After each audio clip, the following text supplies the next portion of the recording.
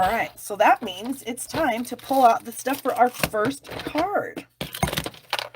All right, we've got some of this stuff here. Okay, so I am going to be using a pattern out of the Neutrals Designer Series paper pack, and I'm going to be using this plaid. All of a sudden the word escaped me. I was like, what is that called? Plaid. I'm going to be using a plaid paper. Wow. Sometimes it's difficult. And so the plaid paper is, let me see, the white layer is 3.5 by 4 3/4. So that means that this is 3 3/8 by 4 5/8. We've got Mary Merlot card base. That is 5.5 by 8.5 and 4 by 5 1/4 white. Okay, so we're going to be using the oval die, this fun oval die from the Fitting Florets bundle. So these dies are called the framed florets, and they do have some fun goodies here. So here is one of the dies. It cuts all these hearts and then the hole out of the middle. Oh, or does it cut the hole out of the middle? No, it doesn't, unless you want it to with this extra die. All right, then we have another die that will cut this. So you get an inside piece and then the outside detailed piece. And then we have this oval that cuts this fun detailed piece again with this. So we've got some great ovals, and we have some great little foliage pieces in there. And then, of course, dies that cut the flower images. So I'm going to be using the Ringed with Nature bundle, and I'm going to be making a Christmas card. I had forgotten all about this set because I kept thinking it's only for fall. But it has a really cute little poinsettia image here, and we're going to be using that today on our card. So I've got the poinsettia image pulled out of there, and then this little leaf here. And then out of the Framed and Festive set, this is another part of that Fitting Florets collection. This is a stamp set. I love the font on this. It's a great, fun, Christmassy set. And we're going to be using the Merry Christmas image out of this set today on our card. So we are also going to be using masking paper. And I have already taken the masking paper and cut myself a couple of the poinsettias. So I've got those here ready to go. And I've got my oval.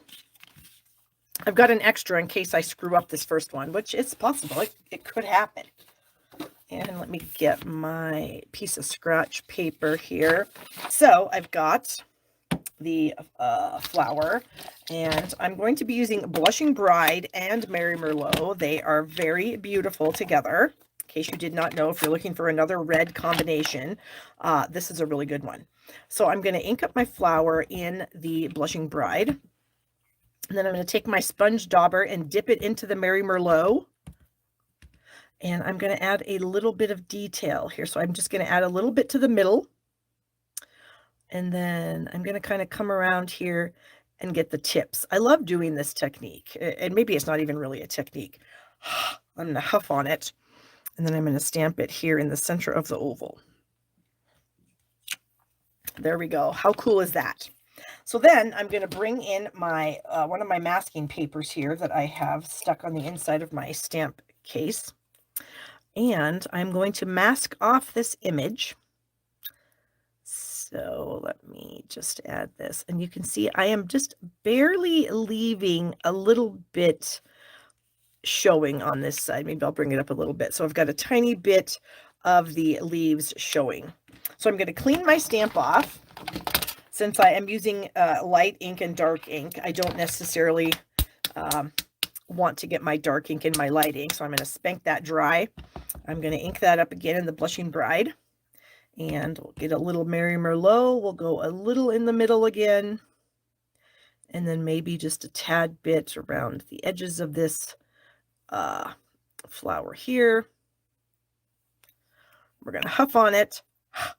And then I am going to stamp it next to this other image where I have the masking paper set. All right. So now I will pick up the masking paper. Oops, look at that. I pulled one of the petals in. Let me pull that out. All right. So now I'm going to reposition it so that it's just barely showing the stamped image beneath it again. but more so onto the right side, because I'm going to clean this off one last time, spank it dry, and then do this exact same thing one more time. I think I probably have plenty of ink left on here. So we'll just add a little bit more to the tips. I just really like this technique. Huff on it one last time, and we shall stamp this. How do we want to stamp it? Maybe like this. Okay, and then we'll lift up our mask. There we go. And I'm going to stick that back in the lid of my case so it doesn't escape me. So now I have 3 of the stamped images here. And now I'm going to bring in my Mossy Meadow, which is in a different box here. So we're going to bring that in, and I'm going to pick the small little leaf. Now I'm not going to ink up the entire thing. I don't want the whole stem.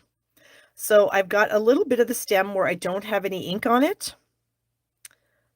because the stem's just a little longer than I would like it to be to actually put this leaf into the flowers. So I'm going to leave some of the stem off. Again, ink it, then I'm going to stamp it off. And I guess we'll go right here. And we'll do that again.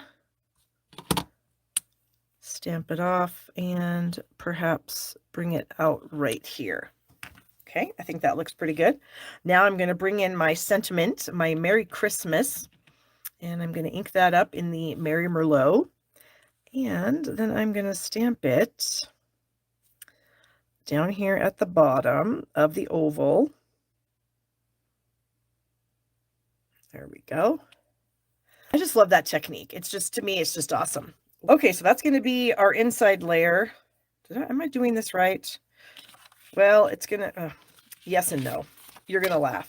My card's going to be a portrait card, and I just stamped, or my card's going to be a landscape card, and I just stamped this portrait image, but it's fine. I can switch it around. Okay, let's get busy here.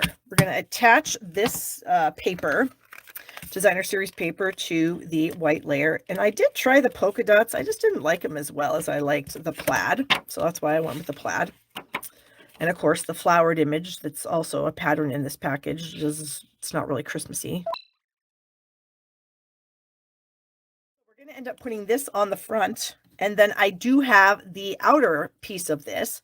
So I die cut this twice. Once out of white, once out of Merry Merlot. And then I kept one of each. Okay, so I'm going to add this and this to the card, but not before I add a piece of ribbon. So you know what I discovered?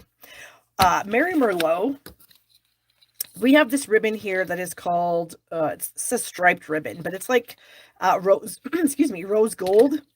But boy, if that's not a dead ringer for Merry Merlot, you know, I don't know what is. So I've already cut a piece because the DSP is 3 3/8 by 4 5/8. So this is way too long. I need to cut it. So what I'm going to do is I'm going to cut it in the middle, I think, and then I'll just overlap it so that I can, because I want it to be just close to the edge. And the ends are already cut nicely enough. So I'm just going to kind of overlap these two pieces and get them where I want them. And then I'm just going to tape them right there in the middle because I have an oval that's going to go over the top. This one I feel like I need to tape also because it's not really taped because it's underneath this other piece. So it's not taped. I don't want it to like fall out, you know. Okay. So there we go with that. I got a piece of tape here I need to get rid of. All right. Ugh, get off my finger. So I'm going to add this to the card. We're going to center it. And I'm going to do it with dimensional. So I'm going to put dimensionals at the top and bottom because the ribbon here is going to take up the bulk on the middle, in the middle. So I'm going to add, I've got these little tiny, they must have come out of a paper pumpkin kit is my guess. And so you always have extras when you get paper pumpkin. There's always some extra pieces. So I'm sure that's where this came from. Okay, so we will do this.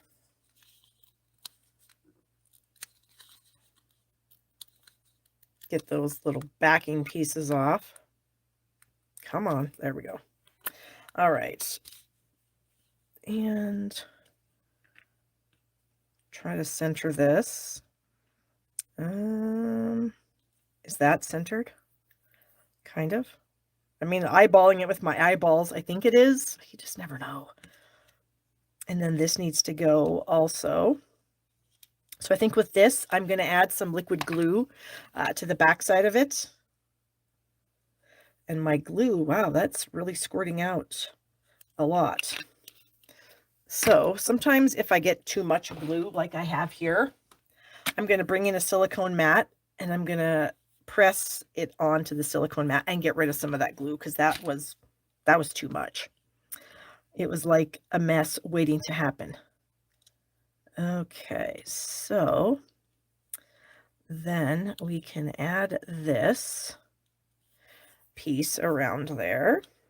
Okay. And then I'm going to add this to my card base. And I feel like I already have enough dimension on the front, so I'm not going to add any more dimensionals to it.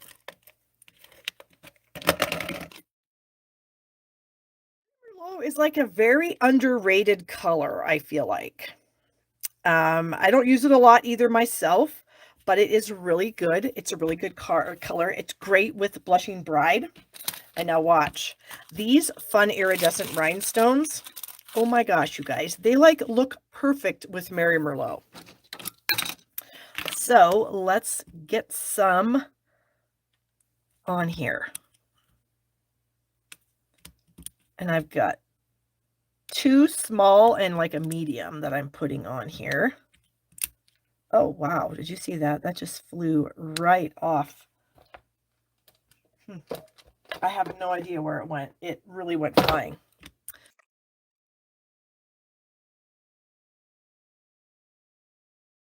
So pretty. I was